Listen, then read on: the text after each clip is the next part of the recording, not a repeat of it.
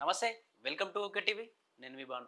ప్రస్తుతం దేశవ్యాప్తంగా ఎక్కడ చూడు మోనాలిసా, మోనాలిసా, మోనాలిసా. యూట్యూబ్‌లో చూడు ప్రతి మెయిన్ ఛానెల్‌లో ఎక్కడ చూసినా మోనాలిసా, మోనాలిసా. ఈ పాలసీస అందాన్ని చూడనే లేదు ఇంకా ఏ లాభం. పేరు, ఆమెకు సంబంధించిన ఫోటోస్, దానికి సంబంధించిన వీడియోస్ అయితే బాగా వైరల్ అవుతా ఉన్నాయి. అవి చాలా మిలియన్స్ వ్యూస్ వచ్చిన పరిస్థితి. అసలు ఈ మోనాలిసా ఎవరు? ఎందుకు ఆమె ఇంత ఇంత లేట్ నైట్‌లో ఒక్కటే నైట్‌లో ఎందుకు ఇంత ఫేమస్ కావాల్సి వచ్చింది అని చెప్పి ఒకసారి పూర్తి డీటెయిల్స్‌లోకి వెళ్ళే ప్రయత్నం చేద్దాం. కుంభమేళా ఏదైతే ఉందో ఒక పవిత్ర నది ఒడ్డున ఉత్తరప్రదేశ్‌లోని ప్రయాగ్‌రాజ్‌లో ఒక పవిత్ర నది ఒడ్డున 12 సంవత్సరాలకు ఒక్కసారి జరిపేది కుంభమేళా.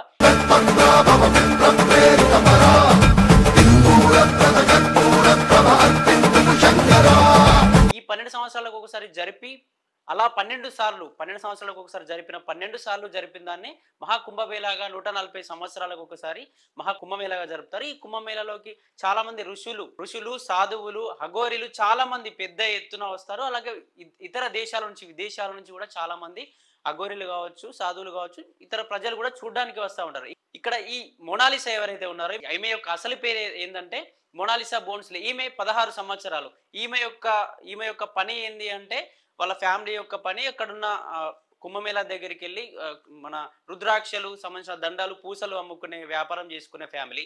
ఈమె ఎన్నోసార్లు వెళ్ళింది. కానీ ఇప్పుడు మాత్రమే ఏ మహానుభావుడు అయితే ఆమె యొక్క రూపాన్ని నెట్టింట్లో పెట్టాడో అప్పటి నుంచి బాగా ఫేమస్ అయిపోయి ఎక్కడ చూడు ఆమె ఫొటోస్, ఆమె వీడియోస్ కనబడతా ఉన్న పరిస్థితి. గోదావరి గట్టు మీద రామసలకావే కోరింటా కట్టుకున్న సందామావే.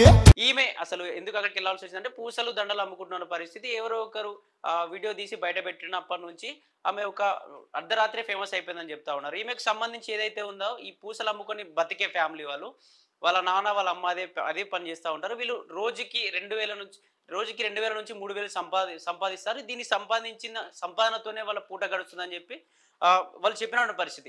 ఈమెకు సంబంధించిన ఒక యూట్యూబర్ ఒక క్వశ్చన్ చేశాడు, మీరు ఎందుకు ఏమైనా చదువుకున్నారా, అసలు మీరు ఈ వర్క్ ఎందుకు చేస్తున్నారని అడిగినందుకు, నేను చదువుకోలేదు, చదువు నాకు నచ్చదు, ఈ చదువు మతి పోగొడుతుంది అని చెప్పేసి ఒక యూట్యూబర్కి కూడా డైరెక్ట్ లైవ్ లో చెప్పేసిన పరిస్థితి. ఈ మోనాలిసా ఎవరైతే ఉన్నారో దీనికి సంబంధించి ఒక హీరోయిన్ తలపించే విధంగా ఒక నిజంగా మోనాలిసా లాగా ఉంది అని చెప్పేసి నీలి కళ్ళతో, ఆ కళ్ళ కింద కూర్మాతో చాలా అందంగా ఉంది అని చెప్పేసి సోషల్ మీడియాలో అయితే వైరల్ అవుతున్న పరిస్థితి. మోనాలిసా చిత్రాన్ని గీసినోడు ఎవడైనా అసలు ఈ మోనాలిసాకు సంబంధించి ఏదైతే ఉందో ఎప్పుడైనా ఎవరైనా ఆమె దగ్గరికి వస్తే పూసలు కానీ దండలు కానీ కొనుక్కోవడానికి వచ్చేవారు. ఇప్పుడు ఎందుకు వస్తున్నారంటే సెల్ఫీల కోసం, దానికి సంబంధించిన ఇంటర్వ్యూస్ కోసం ఎగబడుతూ వందల మంది వస్తా ఉంటే ఒక పిచ్చి కుక్కలు తరిగినట్టుగా ఆమెను ఒక కుక్కలు వెంటాడినట్టుగా యూట్యూబర్స్ కావచ్చు, కొందరు ఆకతాయిలు కావచ్చు, ఎక్కడ పడితే అక్కడ టచింగ్స్ చేసుకుంటూ, ప్రైవేట్ పార్ట్స్ పైన టచింగ్ చేసుకుంటూ ఆమెను ఇబ్బంది పెడుతున్న పరిస్థితి. ఇప్పుడు ఏదైతే ఉందో మనకు సంబంధించిన ఏవైతే మన అబ్బాయికి కావచ్చు ఎవరికైనా కుక్కలు వెంబడించినప్పుడు ఫ్యామిలీ సపోర్ట్ గా ఉంటుంది, వాటిని ఎలగొట్టే ప్రయత్నం చేస్తాం. అలాగే వాళ్ళ ఫ్యామిలీ చుట్టుముట్టి ఆమెను కూర్చోబెట్టి ఆమెపై రగ్గు కప్పి ఎవరిని దగ్గరికి రానివ్వకుండా ఒక కుక్కల్ని ఎలగొట్టినట్టుగా వాళ్ళని ఎలగొడుతున్న పరిస్థితి. వీళ్ళు ఏం చేస్తా ఉన్నారంటే ఇంటర్వ్యూస్ కోసం, వాళ్ళ యొక్క ఛానల్స్ యొక్క వ్యూస్ కోసం, క్రేజ్ కోసం, ఈమె ఇప్పుడు ఫేమస్ అయిపోయింది, ఈమెతో మాకు పని ఉంది, ఈమె ద్వారా మేము కొన్ని డబ్బులు సంపాదించుకోవచ్చు అనే మోజుతో పడి ఆమె పైన వీడియో చేయడం, ఫొటోస్ చేయడం లాంటివి చేస్తూ ఉంటే వాళ్ళ తల్లిదండ్రులు అయితే ఇబ్బంది పడతా ఉన్నాడు పరిస్థితి.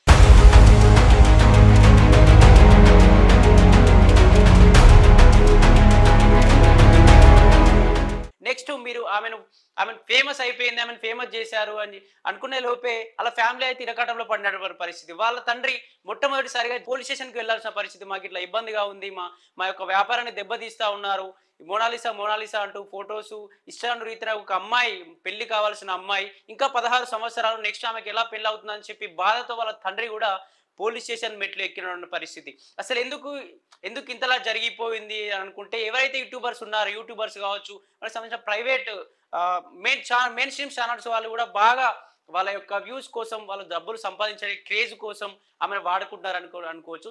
ఈమెలాగా ఎంతో మంది, ఈ మోనాలిసాకు సంబంధించిన లాగా ఎంతో మంది, అటు బరెలెక్క కూడా ఒక రకంగా ఒకప్పుడు క్రేజ్ సంపాదించిన వ్యక్తి, ఆమె కూడా ఎమ్మెల్యేగా పోటీ చేసినప్పుడు ఇలాగే చాలా మంది ఇబ్బంది పెడతా ఉంటే, ఇతర రాజకీయ నాయకులు ఇబ్బంది పెడతా ఉంటే కోర్టు కూడా ఆమెకు బాడీ గార్డ్స్ ఇచ్చినటువంటి పరిస్థితి. అప్పుడు ఆమె ఫేమస్ అయ్యి ఇప్పుడు సైలెంట్ గా నలిగిపోయిన పరిస్థితి, ఒక సైలెంట్ అయిన పరిస్థితి. ఒకప్పుడు కచ్చా బదాం సంబంధించిన సాంగ్ పాడిన వ్యక్తి కూడా ఇప్పుడు ఒకప్పుడు కచ్చా బదాం సాంగ్ పాడి కొన్ని డబ్బులు ఎవరైతే కచ్చా బదాం సాంగ్ ని తీసుకున్నారో మ్యూజిక్ డైరెక్టర్స్, ఆ సాంగ్ తీసుకొని కొన్ని డబ్బులు ఇచ్చి అతన్ని ఆ సాంగ్ అయిపోయిన తర్వాత అతనితో పని అయిపోయింది అని చెప్పేసి పక్కకు అతను వాడుకొని పక్కకు వదిలేశారు. ఇప్పుడు దానికి సంబంధించి గ్రామం నుంచి వేరే గ్రామానికి వెళ్ళి పల్లీలు పుట్నాలు అమ్ముకునే వ్యక్తి వేరే గ్రామానికి వెళ్ళి తన గ్రామంలో ఉండకుండా వేరే గ్రామంలోకి వెళ్ళి పూట గడుస్తున్న పరిస్థితి. বাদাম বাদামে দাদা কাঁচা বাদাম আমার কাছে নেই কবু ভাজা বাদাম আমার কাছে পাবেন শুধু কাঁচা বাদাম নেই. అలాగే ఇంకా ఎవరైతే ఉన్నారో సిద్దిపేట వాళ్ళం అని చెప్పేసి ఈ మధ్య ఒక అతను ఫేమస్ అయ్యారు. ఇలా చాలా మంది చూసుకున్నట్టయితే ఎంతో మంది ఈ మధ్య ఎవరైతే క్రిస్టియానికి సంబంధించిన కోయ జాతికి సంబంధించిన క్రిస్టియన్స్ ఎవరైతే ఉన్నారో కోయ అంటూ అతన్ని కూడా వాడుకుంటా ఉన్నారు. దానికి సంబంధించిన డీజే సాంగ్ కూడా ఒకటి బయటకు వచ్చిన పరిస్థితి.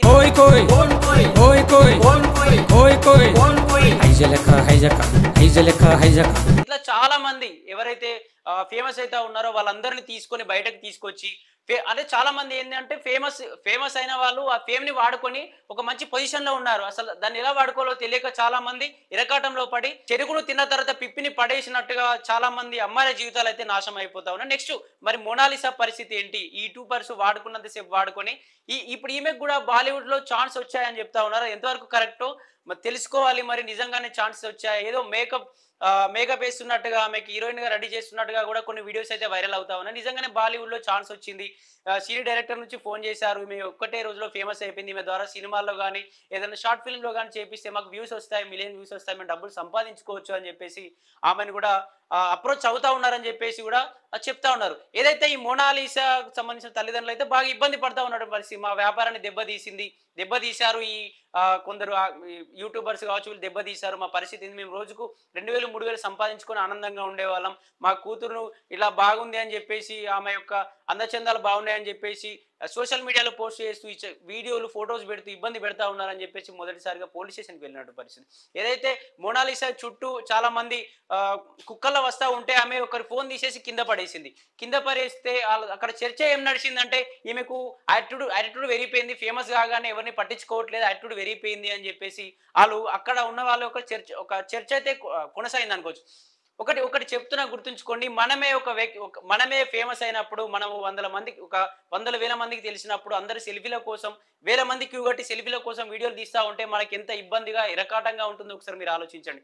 ఆమె ఫోన్ కింద పడేసి కొట్టడంలో ఆమె ఎంత అమాయకురాలుగా ప్రతి క్వశ్చన్స్ ఆన్సర్ చేస్తూ అమాయకురాలుగా ఇబ్బంది పడతా ఉంది. ప్లీజ్ ఆమెను వాడుకొని మాత్రం తర్వాత వాడుకొని పక్కకు పడేసే ప్రయత్నం అయితే చేయకండి. నెక్స్ట్ చూద్దాం మరి మోనాలిసా నిజంగానే బాలీవుడ్ లో ఛాన్స్ కొట్టేసిందా, నిజంగానే ఫేమస్ అయిపోయిందా, ఈమెను ఎందుకు ఇంత త్వరగా ఇంత హైలైట్ చేయాల్సి వచ్చిందని చెప్పి సరే చూద్దాం మరి నెక్స్ట్ ఏం జరగబోతోందో అని. Thank you.